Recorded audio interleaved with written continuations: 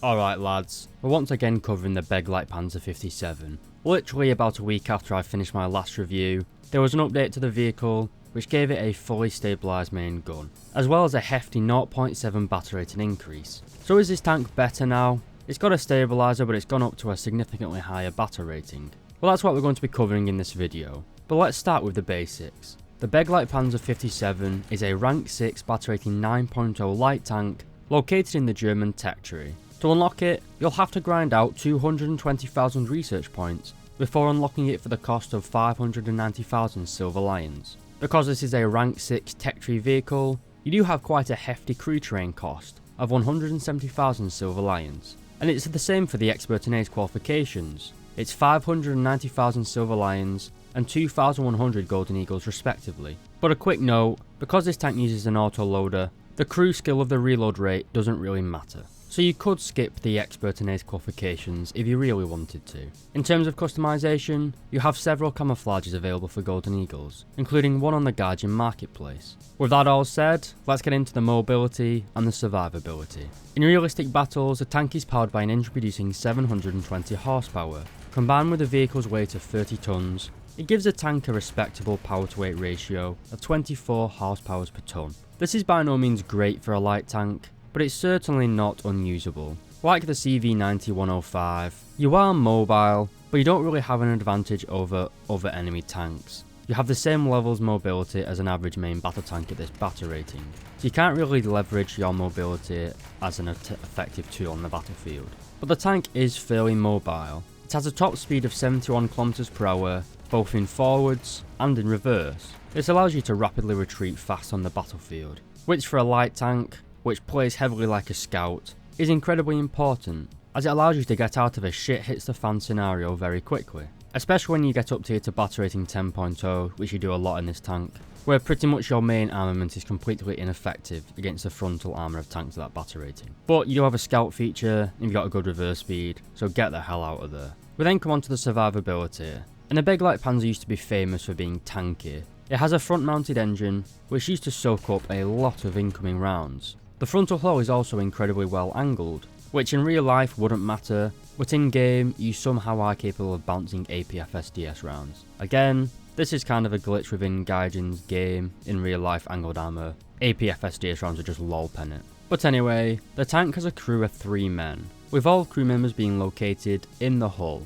On the right hand side of the vehicle, we do have the driver and gunner located directly behind each other, making an incoming round that hits the right hand side of the vehicle likely to one-shot kill this tank, as it knocks out 2 of the 3 crew members. But anyway, let's get on to the arm protection itself, and against this tank's own gun at a range of 200 meters, the upper frontal plate provides you 42mm of protection. Again, this is pretty poor, but with that well angled upper frontal plate, you do bounce a surprising amount of incoming rounds. Again though, don't rely on this, try and stay sneaky. Then the armor's no better on the turret. Now it is a crewless turret, which does mean you can take a round here. It is going to knock out your gun though, any sort of incoming round. It's like a heat-seeking missile for gun breaches on this thing.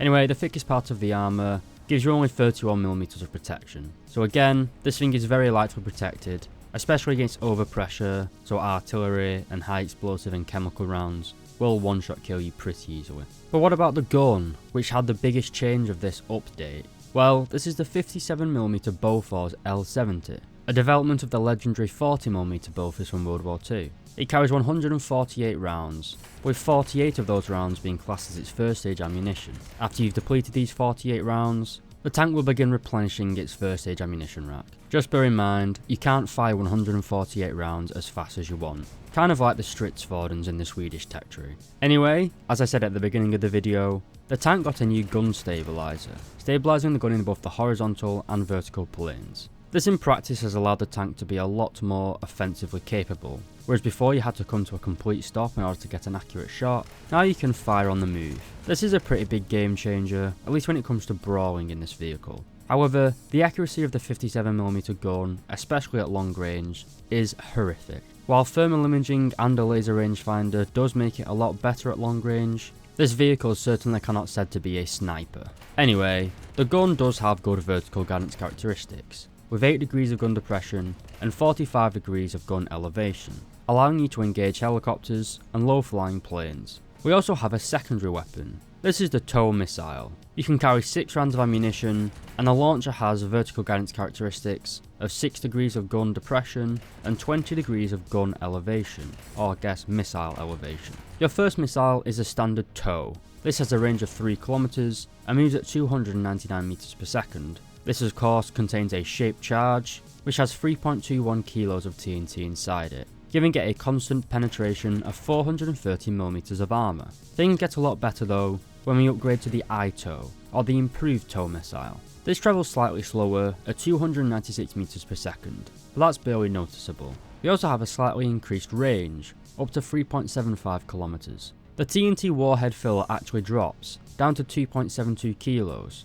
but the shaped charge in the front of the shell becomes much more efficient, as it now penetrates 630mm of armour at all ranges. At battle rating 9.0, there are very few tanks on the battlefield that will be able to counter this missile, mainly the battle rating 10.0 main battle tanks, such as the British Challengers, the German Leopard 2A4s, and all of the Soviet tanks with ERA blocks. Well, what about the ammunition for the 57mm gun? That also received changes. Well, first of all, we have the armour-piercing tracer round. This is basically solid shot APC-BC rounds, similar to the ammunition fired at World War II. They travel at 950 meters per second and can penetrate 137mm of armour at a range of 10 meters. These rounds are the most effective in my opinion, at least for dealing with ground targets. They're strong enough to punch through the sides of Soviet main battle tanks, but will struggle to penetrate or damage the front of any tank you encounter. And due to the gun's poor accuracy, it's hard to snipe and aim for gun barrels and breeches. So while you do have high penetration, at least with this ammunition type,